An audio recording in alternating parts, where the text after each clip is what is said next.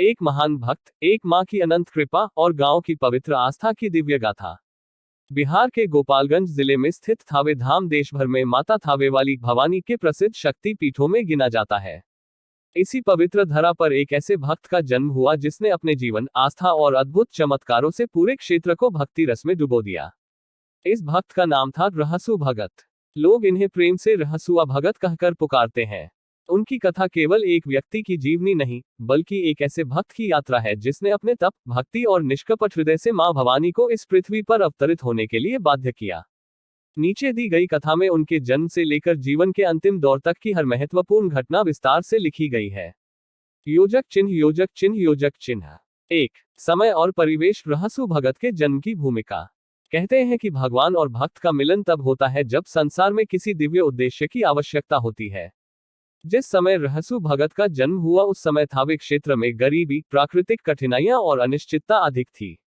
खेती पर निर्भर समाज में वर्षा अनियमित होती, अकाल पड़ता और लोग दैवीय सहायता की आशा में मंदिरों की ओर देखते। थावे क्षेत्र हमेशा से शक्ति साधना का केंद्र रहा। यहाँ के जंगल, नदी की शांति और आसपास के पहाड़ आध्यात्मिक वातावरण बनाते हैं। इसी परिवेश में रहने वाले साधक वर्ग का मानना था कि किसी विशेष भक्त के जन्म से ही मां थावे वाली की कृपा का नया अध्याय शुरू होगा। और उसी काल में गांव में एक दिव्य संकेत, स्वप्न और शुभ शकुन दिखाई देने लगे। गांव की बुजुर्ग स्त्रियां अक्सर कहती, लगता है इस धरती पर कोई महापुरुष पैदा होने वाला है। यह संकेत था रहसु भगत के आगमन का। योजक चिन्ह, योजक चिन्ह, योजक चिन्ह। 2. माता पिता और वंश परंपरा। रहसु भगत का जन्म एक साधारण किसान परिवार में हुआ। उनके पिता मेहनती, ईमानदार और शांत स्वभाव वाले व्यक्ति थे। परिवार में आर्थिक साधन कम थे, लेकिन मान सम्मान, संस्कार और भक्ति का वातावरण प्रचुर मात्रा में था। उनकी माता अत्यंत श्रद्धाशाली, दयालु और सरल स्वभाव की थी। गर्भावस्था के समय वे प्रतिदिन किसी न किसी देवी स्थान पर दीपक अवश्य जलाती थी और प्रतिज्ञा करती थी कि यदि उनका पुत्र पुण्यवान हुआ तो वह उसका जीवन देव सेवा में समर्पित कर देंगी। कहते हैं कि गर्भ में रहते हुए भी रहसु भगत ने कई बार चमत्कारी संकेत दिए, जैसे मां को देवी के मंदिरों की ओर खिंचाव, घर में अचानक सुगंध फैलना, रात में मां को अदृश्य नूपुर की ध्वनि सुनाई देना आदि। परिवार वालों ने इन्हें देवी मां का आशीर्वाद माना। और फिर एक शुभ तिथि को रहसु भगत का जन्म हुआ। योजक चिन्ह, योजक चिन्ह, योजक चिन्ह। 3. जन्म का चमत्कार। साधारण बालक नहीं, एक दिव्य शक्ति। जन्म के समय गांव की दाइयों ने देखा कि बालक के चेहरे पर अद्भुत तेज है। उसकी आंखें जन्म के बाद ही खुल गईं और वह बिना रोए शांत भाव से इधर उधर देख रहा था। कहते हैं जन्म के तुरंत बाद घर के पास के पीपल के पेड़ पर बैठे पक्षियों ने एक साथ मधुर आवाजें निकाली, जैसे किसी दिव्य घटना का स्वागत कर रहे हो। गांव की बुजुर्ग महिलाएं बोली, ये कोई साधारण बच्चा नहीं, इसमें कुछ दिव्य गुण है।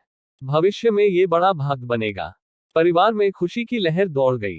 माता पिता ने उसका नाम रखा रहसु, जिसका अर्थ है गोपनीय, रहस्यपूर्ण, यानी ऐसा बालक जिसकी पहचान दुनिया बाद में जानेगी।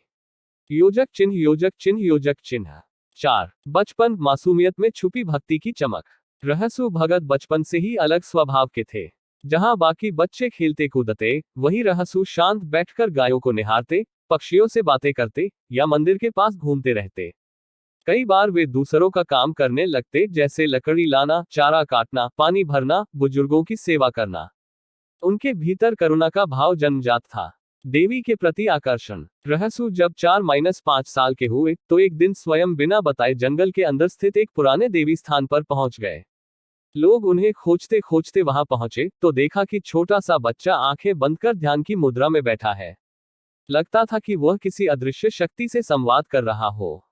गांव के पुजारी को देखकर वह बोला, मां यहाँ है, मैं उनसे बात कर रहा था। सभी लोग दंग रह गए। योजक चिन्ह, योजक चिन्ह, योजक चिन्ह। 5. किशोरावस्था, तप, साधना और चमत्कारों की शुरुआत। जैसे जैसे रहसु बढ़ रहे थे, उनके भीतर भक्ति और साधना की शक्ति भी बढ़ती जा रही थी। वे नियमित रूप से सुबह शाम देवी के स्थान पर जाते, घंटों ध्यान करते और गांव के दुखियों की मदद करते। पहला चमत्कार, बीमार पशु का ठीक होना। एक बार गांव के व्यक्ति की गाय कई दिनों से बीमार थी। कोई दवा काम नहीं कर रही थी। रहसु ने उसकी आंखों पर हाथ रखा और बोला, मां की कृपा से ये ठीक हो जाएगी। अगले ही दिन गाय उठकर चारा खाने लगी। लोगों ने इसे देवी कृपा माना, लेकिन गांव में रहसु भगत का नाम फैलने लगा। योजक चिन्ह, योजक चिन्ह, योजक चिन्ह। 6. युवावस्था, रहसु भगत का समर्पित जीवन। बड़े होने पर रहसु भगत ने विवाह और गृहस्थी का जीवन नहीं अपनाया। उन्होंने अपने आप को जनसेवा और देव भक्ति में समर्पित कर दिया। गरीबों के संरक्षक, वे खुद भूखे रहकर भी दूसरों को खाना खिलाते। कई बार खेत में काम करके जो मिलता उसे दूसरों में बांट देते। उनका कहना था, माँ ने दिया है, माँ के ही बच्चों को दे रहा हूँ। ध्यान और साधना की अद्भुत शक्ति। रहसु भगत प्रतिदिन घंटों ध्यान करते। कहते हैं ध्यान के दौरान उनके चारों ओर दिव्य प्रकाश दिखने लगता था। कुछ लोगों ने तो उनके पास घंटियों और नुपुर की ध्वनि भी सुनी। योजक चिन्ह, योजक चिन्ह, योजक चिन्ह। 7. देवी भक्ति का चरम, मां को पृथ्वी पर बुलाने का तप। थावे क्षेत्र में उस समय प्राकृतिक संकट बढ़ गया था। लगातार सूखा पड़ा, फसलें नष्ट होने लगी, लोग भूख से तड़पने लगे। गांव के सभी बुजुर्ग रहसु भगत के पास आए और बोले, बेटा, तू माँ का सच्चा भक्त है, माँ को बुला, वरना हम सब खत्म हो जाएंगे। रहसु ने संकल्प लिया, जब तक माँ पृथ्वी पर नहीं उतरेंगी, मैं अन्न जल नहीं लूंगा। और फिर शुरू हुआ उनका कठोर तप। तप की कठिनाई। वे जंगल की उसी जगह पहुंचे जहां आज थावे मंदिर है। बिना आसन, बिना किसी सुविधा, खुले आकाश के नीचे बैठते। तेज धूप, बारिश, आंधी, कुछ भी उन्हें विचलित नहीं करता। कई दिन तक वे बिना भोजन और जल के ध्यान में बैठे रहे। उनका शरीर दुर्बल होने लगा, लेकिन मन मां में लीन था। योजक चिन्ह, योजक चिन्ह, योजक चिन्ह। 8. मां थावेवाली का पृथ्वी पर अवतरण, सर्वोच्च घटना। कहते हैं कि रहसु भगत के तप से देवी प्रसन्न हो गई। एक रात तेज प्रकाश फैलने लगा। जंगल की पूरी भूमि हिल उठी। सभी लोग भागकर वहां पहुंचे, लेकिन रहसु भगत अचल बैठे रहे। प्रकाश के भीतर से एक दिव्य स्त्री रूप प्रकट हुआ। वह थी मां थावेवाली, जगदम्बा भवानी। उन्होंने कहा, रहसु, तुम्हारे तप ने मुझे यहां उतरने को बाध्य किया है। अब मैं यही विराजूंगी और मेरे बच्चे कभी कष्ट में नहीं रहेंगे। रहसु भगत ने सिर झुका दिया। उनकी आंखों से आंसू बहने लगे। यह उनके जीवन की सबसे महान उपलब्धि थी। लोगों ने उसी स्थान पर माता का भव्य मंदिर बनवाया, जो आज थावे मंदिर कहलाता है। योजक चिन्ह, योजक चिन्ह, योजक चिन्ह। 9. रहसु भगत का सेवाभाव, मां की इच्छा में समर्पित व्यक्ति। मां के प्रकट होने के बाद रहसु भगत की श्रद्धा और भी बढ़ गई। वे प्रतिदिन मंदिर की सफाई करते, पूजा करते और दर्शन के लिए आने वाले भक्तों की सेवा करते। उनका सिद्धांत, किसी से नफरत नहीं, दुखियों से प्रेम। मां का नाम हमेशा जपना। दान करुणा का माध्यम है, दिखावे का नहीं। गांव में कोई भी व्यक्ति यदि कठिनाई में पड़ता तो सबसे पहले रहसु भगत के पास जाता। योजक चिन्ह, योजक चिन्ह, योजक चिन्ह। 10. अंत समय, मां का अपने भक्त को बुलाना। जब रहसु भगत वृद्ध हुए, उन्होंने एक दिन कहा, मां अब मुझे अपने पास बुलाने वाली है, लेकिन याद रखना, मां की सेवा कभी मत छोड़ना। उस रात उन्होंने आखिरी बार मंदिर में दीपक जलाया, घंटी बजाई और ध्यान में बैठ गए। सुबह लोगों ने देखा कि उनके चेहरे पर दिव्य मुस्कान है, शरीर शांत है और वातावरण में सुगंध फैल रही है। कहते हैं उसी क्षण मां थावेवाली ने उन्हें अपने लोक में स्थान दिया। योजक चिन्ह, योजक चिन्ह, योजक चिन्ह। 11. आज का थावे धाम, रहसु भगत की अमर स्मृति। आज भी थावे मंदिर में पूजा के बाद रहसु भगत के नाम से दीपक जलाया जाता है। लोग कहते हैं, थावे में कोई इच्छुक खाली नहीं लौटता, क्योंकि रहसु भगत की भक्ति आज भी यहाँ जीवित है। भक्तों का विश्वास है कि जहां ऐसे सच्चे भक्त पैदा होते हैं, वहां देवता स्वयं विराजते हैं।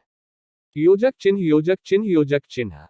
समापन। थावे के रहसु भगत की जन्म कथा केवल भक्ति नहीं, बल्कि तप, समर्पण, मां भक्ति, जन सेवा का अद्भुत संगम है। उनके जीवन से हमें यह सीख मिलती है कि सच्ची भक्ति केवल मंदिर में दीपक जलाने से नहीं, बल्कि दूसरों के दुख को अपना दुख समझने से होती है। रहसु भगत जैसे भक्तों के कारण ही थावे धाम आज देश भर में प्रसिद्ध शक्तिपीठ के रूप में जाना जाता है। योजक चिन्ह, योजक चिन्ह, योजक चिन्ह। यदि आप चाहें तो मैं चेक मार्क इसे सरल भाषा में छोटा संस्करण बना दूं। चेक मार्क भजन, आरती या नाटक शैली में भी लिख सकता हूँ। चेक मार्क रहसु भगत पर वीडियो स्क्रिप्ट भी तैयार कर सकता।